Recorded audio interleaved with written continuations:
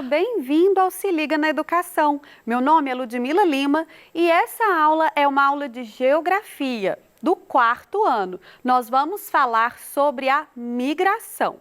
Mas antes disso, vamos ver a nossa programação de aulas para esse bimestre.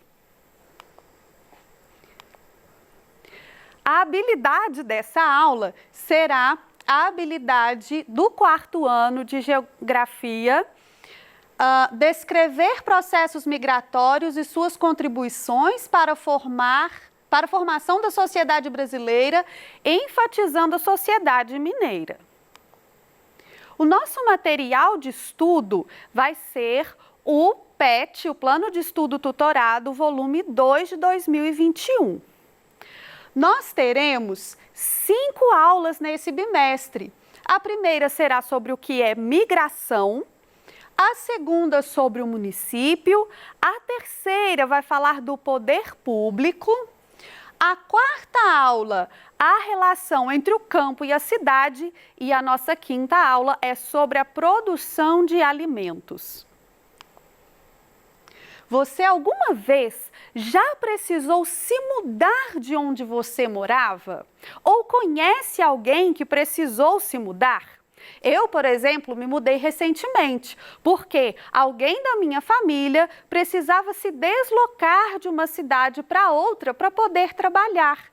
Algumas pessoas se mudam porque precisam cuidar de alguém próximo, porque se casam, por motivos de trabalho. Alguém que você conheça já precisou se mudar?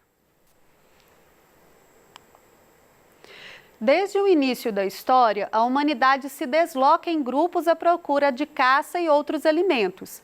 Migrar significa deslocar-se entre cidades, estados e países. Então, se você já assistiu ao filme Era do Gelo, por exemplo, você deve ter visto que as personagens procuravam o tempo todo por um acampamento humano para devolver uma criança. Isso porque, há milhares de anos atrás, a humanidade era nômade, a humanidade sempre se deslocou para encontrar comida e melhores condições de vida.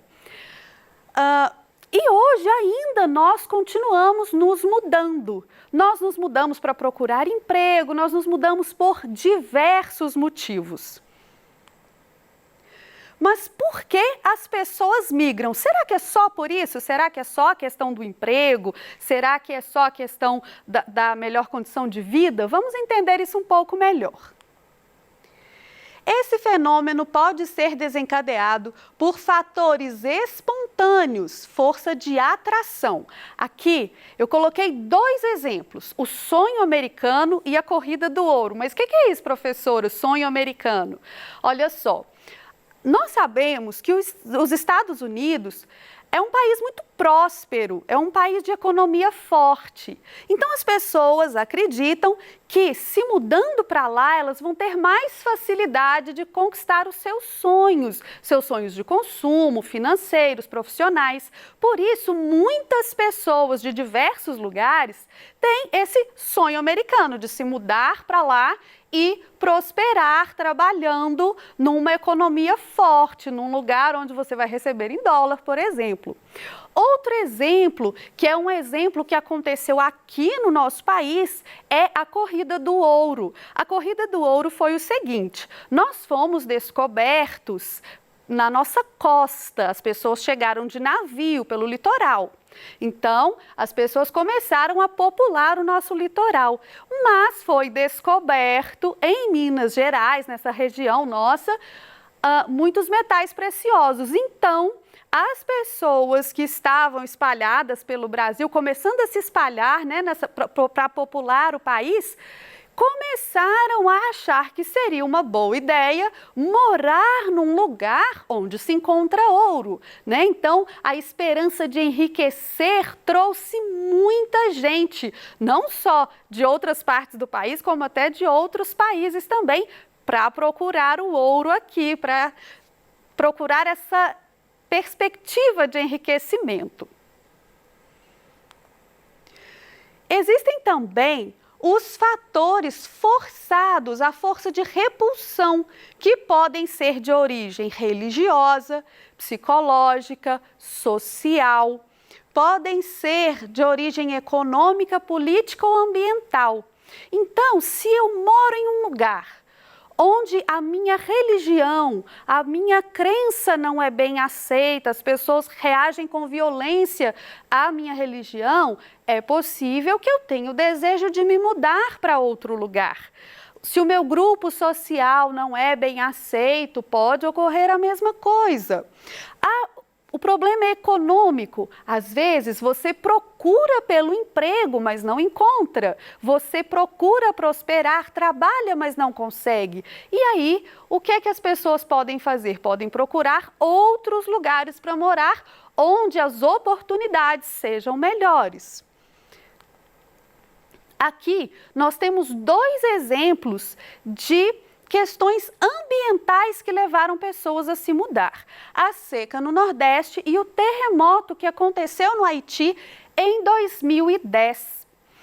O terremoto devastou o Haiti em 2010, então pessoas que tinham uma vida, estruturada passaram a não ter mais e o país passou por dificuldades econômicas em decorrência disso. Por isso a gente teve um grande número, um grande fluxo de imigrantes que saíram do Haiti para vir para cá e para outros lugares também. A seca no Nordeste é um exemplo interno aqui de dentro do Brasil. O Nordeste brasileiro tem poucas chuvas, um clima muito árido e, por causa disso, é difícil plantar, é difícil prosperar. Falta alimento, falta água. Isso também gerou um grande fluxo de pessoas se mudando do Nordeste para o Sudeste em busca de emprego e melhores condições de vida. No nosso acervo cultural, a gente tem muita música, muito livro, muito poema. O Luiz Gonzaga, por exemplo, tem muitas músicas falando desse nordestino que vem para cá e sente saudade do lugar dele, que vem para cá buscando, Quando o verde dos seus olhos se espalhar na plantação, eu te asseguro que eu voltarei. Então, ele tem saudade da terra dele, mas ele precisa de chuva lá para poder voltar. Os tipos de migração. Nós podemos definir a migração de 2 maneiras, quanto ao tempo e quanto à forma. Quanto ao tempo de permanência do migrante, uma das classificações é a migração definitiva, quando a migração se dá sem que o migrante saia do local para onde foi, ou seja, que não volte para o seu local de origem. Então, pessoal, veja só. Nós, às vezes, a gente vê casos de pessoas que se mudam definitivamente, não voltam mais para aquele lugar onde elas moravam. Quando, por exemplo, a gente deu exemplos de casos de repulsão, onde a pessoa se mudou por intolerância religiosa ou por alguma intolerância social, essas pessoas dificilmente vão ter desejo de voltar para o seu local de origem. Então, essa é uma migração definitiva. E nós temos a migração temporária também, que é quando a migração se dá por um tempo que pode ser determinado ou indeterminado. Então, existem alguns casos, por exemplo, de pessoas que se mudam para fazer no exterior, em outro país, um curso de mestrado, doutorado, faculdade. Essa migração é uma migração temporária, porque terminado o curso a pessoa volta. Aqui a gente tem um tempo determinado. E tem também pessoas que se mudam, ficam lá enquanto está bom, enquanto está próspero e às vezes voltam porque sentiram saudades, para cuidar de alguém, para ficar perto da família. Então isso pode acontecer de forma determinada ou não. Quanto à forma que se deu a migração, temos migração espontânea, quando ela se dá por vontade própria do migrante. Então, se a pessoa teve vontade de se mudar, ela achou que o outro país era mais bonito, o outro lugar, nem sempre é país, né? Outro lugar era mais bonito, era mais interessante. Ela tem o desejo de mudar. Ela acha que a vida ali vai ser melhor por questões subjetivas, porque ela tem essa vontade. Então, é voluntário, é espontâneo. E tem a migração forçada, quando ela se dá por uma vontade externa ao interesse do migrante. Existe a migração planejada, ela é autorizada pelo governo. Quando nós falamos dentro do nosso país, não é necessário uma autorização. Mas quando nós vamos mudar para outros países, é necessário que a gente tenha um visto de permanência, é necessário que a gente esteja legalizado naquele local. Então, aqui, uma migração planejada precisa ser autorizada pelo país que vai te receber. A migração ilegal, não autorizada pelo governo ou autorizada por tempo determinado, turismo, sem retorno do cidadão ao seu país de origem após o fim do prazo. Também acontece a migração ilegal às vezes. Talvez você se lembre da campanha do ex-presidente dos Estados Unidos, o Donald Trump, que prometia a construção de um muro entre o país dele e o México para evitar esse tipo de migração. As pessoas sentiam vontade de ir, não conseguiam autorização, não conseguiam visto e mesmo assim elas iam atravessando a fronteira de forma ilegal. Outras maneiras também podem ocorrer essa migração ilegal. Por exemplo, você consegue um visto para passear nesse lugar, só que depois que está lá você não volta no tempo que deveria voltar. Também é uma forma ilegal de migração. Migrações no Brasil. Há cerca de 180 anos, o governo brasileiro começou a incentivar a vinda de outros povos para o Brasil. Ofereceu terras e trabalhos aos imigrantes alemães, italianos que foram para Santa Catarina e Rio Grande do Sul, ocupar algumas terras não povoadas e cultivadas. Muitas cidades de Santa Catarina foram formadas pelos colonos alemães, como Blumenau, Brusque, Joinville, etc. No Rio Grande do Sul, foram os colonos italianos que se dedicaram ao cultivo da uva e à produção do vinho.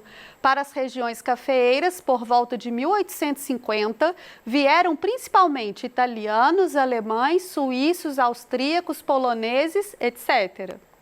Para outras áreas vieram os japoneses. Hoje, muitos pratos da culinária japonesa são apreciados e consumidos por muitos brasileiros.